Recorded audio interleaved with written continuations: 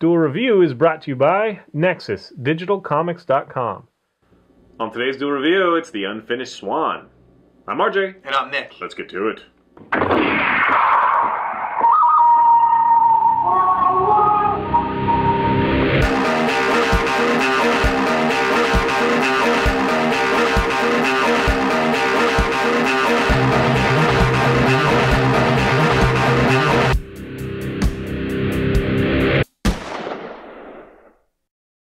Hey guys, welcome to Tuesday the 23rd of October. We are doing the Unfinished Swan. That's right, and the Unfinished Swan is finally finished.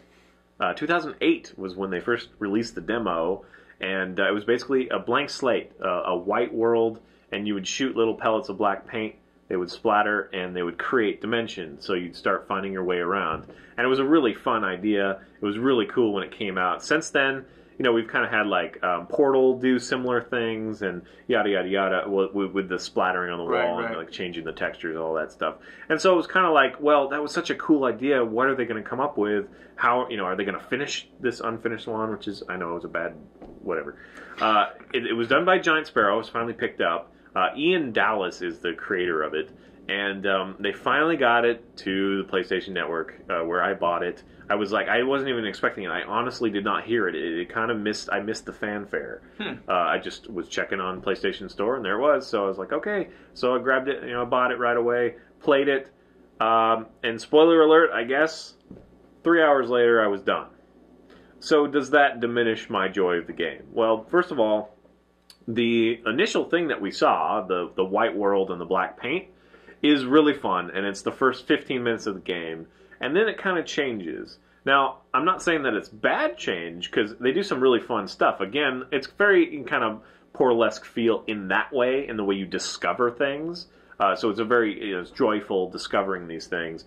The story itself is based on a boy named Monroe, and his mother was the one that she did all these paintings, but she never finished them. And so when she died or whatever, he had to go to the orphanage, and he grabbed the Unfinished Swan because that was the one that was her favorite. Blah blah blah. And so now he's kind of in this dream world inside the painting, chasing this Unfinished Swan through this series of events. There's like a king, and it's very kind of fairy tale and very light and kind of fluffy story, which I don't mind. It's fun from time to time. It definitely had more of a horror slant at the beginning, because it was like, oh, you splash on things and things skitter away. And I'm talking about when it was first rumored to be being made. You know, we first saw the demo. It was kind of like maybe it would be the kind of a horror kind of thing, or I wouldn't say horror, just more of a suspensey kind of thing. Right. It was really more of a childlike thing when it came out, but. I guess I'm sounding like I'm being negative here. I guess the only negative to me, and I'll get it right out of the way, is that it's too expensive for a 3-hour game. Right, it's $15 on PlayStation Network. Yeah, and I think 10 would have been fine. I mean, I understand that it took them a long time to produce, apparently, and maybe it cost a lot of money. I mean, changing textures like that is, not an easy thing, so I can definitely see some time went into it. And it is very enjoyable. It's just, when I can buy so many games that last me 20, 24 hours for $10 or $15, it just seems too expensive. Anyway, having said that, there are quite a few little mechanics that they threw in there. One thing I really enjoy is when you get the water gun and you splatter the walls now with blue paint. It's water. But it starts dissipating. It goes away. So it evaporates, and so you have to keep shooting the place, and it kind of gives you a sense of, I got to get through this before it goes away, and then that leads to watering plants, which is a really cool thing. Yeah, I like that part. You like water these vines to where you need to go, and then you'll climb up them, things like that. That leads me to, I guess, there's not a whole lot of interactivity in the world. You can blow open a couple of doors, you can climb ladders, and you can climb these vines, and that's pretty much it. Every once in a while they'll have a telescope that you can look through, and it'll like show you where a balloon is, and that's kind of the goal, is to get through the level and to enjoy the story, but also to look for the balloons. And some balloons you can see, some balloons are like white, and you just can't see them unless you're really paying attention, and you see it like interrupt the edge of something you can actually see. Yeah. And that also, I guess, brings me to another one. I said that the beginning of it, the first 15 minutes, is just a completely white world that you are painting to create. Right. After that, they do this shadowed world. So it's literally a very rudimentary 3D world that you can already see most of the stuff.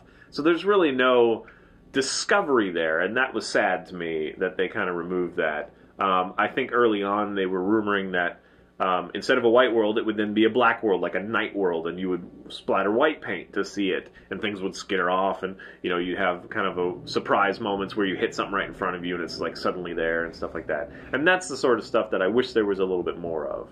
I enjoyed what game there is there. What other mechanic? Oh, I'm also forgetting about. There's this other world where you go into and you build cubes, right, which seems so out of place to me. It's fun, but it seems way out of place because you're hitting paint here and then paint here and then paint here in a cube. You like fill it up, and it's smart the way they do it. It works fairly well. It takes a little bit to get used to, but it does seem kind of out of place with a game where you're literally shooting paint the whole time. So that was a little weird. But there are also other little really enjoyable like Escher moments, is what I would call them. Yeah. Where you like the never-ending stairs or the impossible stairs, Escher, MC Escher. Where it's like you have to get up there, and so what do? You go through the door in front of you, and then you fall down to get up there. Yeah. So it's just kind of that fun essentially it's one of those the screen loop things where you go out one side and you come in the other side, and if you fall down, you fall from the top. So yeah. So that was kind of fun, but they were very infrequent. There's only like 3 of them, or 2 or 3 of them. I think it was only 1. So it's just one of those things that I'm glad that it's finally finished. If it was $10 or less, I would be thrilled. But for $15, I just wish there was twice as much game.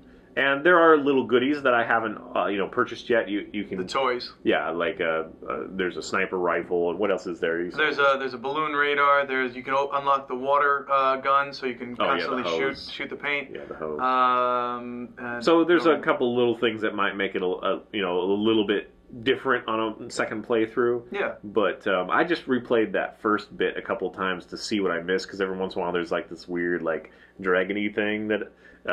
First time I was letting my wife play, it was my first playthrough, and she uncovered the frog, and then she's not real deft at video games, and so she kept looking forward, and the frog skitters off, and I'm like, oh, what is the frog going to do? And then I hear this noise like, oh, and I'm like, oh, we missed something awesome. So I had to go back and play that, of course, and it was pretty cool. Yeah. It was fun. It's fun to see those big guys. Right. Yeah, you don't see too many of those I guess they're dragons. Like, you see one swimming by in like an aquarium, but they don't really have like a huge role in the actual game. No, they don't. And then they have a couple of sharks, and that's pretty much it. Yeah, the frogs, the sharks, and the dragons. Yeah. So again, it's one of those things that it's tantalizing, the ideas of what they could do, and I really hope that they do more. But I'm not gonna. I don't know. It's hard for me to recommend. It's a great experience, but for $15, I don't know. If there's like 5 of you that want to chip in and get it, then it'll be worth it. But I don't know. You probably feel differently. You loved it. I really did like it. I loved the experience of it. I loved the narrator, because whenever she spoke, it felt like she was reading a story, because she was. Yeah. But it felt like I was 4. Well, yeah, but in a bad way for me, a good way for you. But. You're playing a child. You're playing a child whose mother has passed. You're in an orphanage, and now he's having this dream where his mother is essentially telling him a story, and he's acting out the story. And it was a very interesting story because it kind of ties everything together. She probably drank. And as far as the realms that you go into, it gets progressively more detailed as you move through the game, and it's nice because it kind of it makes it feel like you're uncovering a new story. Just like when you open up a book and you have like this clean slate of what you're going to read, and then you start to read, and the world kind of fills in your head. Yeah, so it does have that feeling. Kind of exposition is fun. Yeah. And he's tracking down the king of this world. He's he's the one that created the world. Right. And so you kind of move in, and more detail comes by. And as far as the whole building blocks thing, I like that idea because now you understand how the king was able to create. He just kind of jumped into a blueprint and built, and that was really nice. And by the way, once you jump into the blueprint and build your thing, then you go to the real world. What you did in the blueprint is now there. You can walk on floors that you put in. You can climb up stairs that you put in. It's really cool. And I wish there was more of that as well, although it was a little out of place. But furthermore, in the fairy tale aspect, there is that kind of creepy area, like once he's landed on the island, now everything's really dark, and you see like these spider eyes kind of in the distance. You have to cling to light. Yeah, and you have to stay to the light, because if you go into the darkness for too long, the spiders will just keep slashing at you until you die. And it's actually kind of hectic, because, you want to look around because you want to find all the balloons, obviously, that's the sub mission. but you have to stay to the light, so you're really just kind of rushing. And in one area, the light's in the water and it's just kind of flowing away, and you have to kind of keep up. That was pretty cool. So yeah, I really enjoyed it, and what I loved a lot was one of the telescopes that he brought up makes you look at the moon, and on the moon was the giant mountain with the split in it and the light, and then you see the two Journey characters. So it's a nice little ode to Journey, and that was fun. I was like, hey, look at that. And then I don't like Journey, so I was like, meh. I liked it. It was pretty good. Yeah, so I guess the last thing I'll say is that there are some moments where actually the character himself goes, whoa! And I think it's cool because you see like a maze out in front of you. It's a big elaborate maze. And the funny thing is, he made the exact same sound. As soon as I go, whoa! And he'd go, whoa! Yeah, as soon as I saw the maze, I did the same thing the kid did. It's funny, I think it happened twice. But anyway... It was unfortunate that the maze you couldn't like I was just going to say that, is that those moments actually lead to disappointment because it's like, no, you don't actually go through the maze. You just circumvent it. Yeah. Like, I'm sure that there's some more exploration, but I went everywhere I could think of. I went everywhere and I found a couple of balloons, so maybe that's it. But yeah, that was disappointing. I mean, you know, it's some place it's like, oh, well, at least I don't have to go through that huge maze. But, I mean, there could have been things that you uncover that were a lot of fun, and there could have been so much more story there. So and unfortunately, it just feels a little the paintballs that you throw away, if you keep throwing them, the first ones that you throw are going to erase. You know, because you go from white to all black, and then you can't see again. Well, no, I'm not saying that. I'm saying the water. No. In the maze, when I was trying to discover, like, see where I've been, I painted the entire walls. But then I would go back to where I started, and the paint that I threw originally had vanished because there's only so many paint drops that you're allowed. So you used a lot of freaking paint, apparently. Yeah. I was very sparing in the paint because as soon as you painted too much in one area, you'd start losing definition. So I was very careful. Well, I just painted every single wall nice and thorough. Okay. All right. Gotcha. You played it differently. Yes. You broke it. I did not break it. You broke it, sir. All right, guys. Well, that's Unfinished Swan. If it sounds interesting to you, if you've been waiting like I have, it is a lot of fun. It is a great experience. I'm just not sure it's worth $15. I probably still would have bought it, honestly, but I'm pissed that I want to buy it. I don't know. Well, you know, it's support. I want $5 back. It's support these nice indie games like that. It's just really fun. Yeah, but man, 3 hours, like less than. Yeah. And that's not even like burning through it. So there's like maybe 5 hours if you go find all the balloons, 5 or 6 hours. That's not enough time for $15. No, I guess whatever. But I do want to support it, so there's that. All right, so please subscribe to our YouTube channel. Check out our great playlists. Game Lab's been a lot of fun. Moonflower and Fover are great. Thank you. And please leave comments. We love comments. And you can help support us at our new digs by buying our wares at spiderwolf.com. That's right. T-shirts, card games, short stories, art prints, and more to come. See you next time. Yes. Check out those Kickstarters coming up soon. Next time, it's episode 4 of the Walking Dead game. I did. It bounced right at me. Nice. It's always better when it does that. Yep. I never do. Boomerang darts. It'd be awesome if it bounced off, stuck to your head. It would be magical. It would have finally proved that my head is suctionable. Finally. Many a conversation put to an end. Yes. On today's Duel review, the Swan is finally finished. It is funny because I've been waiting 4 years, and it's called the Unfinished Swan because it was unfinished for so long. But now it's finally finished. The finished Unfinished Swan. The now complete Unfinished Swan? No, the finished. It's not as funny. It's got the same thing. All right, finally finished. That. Go firing the paint.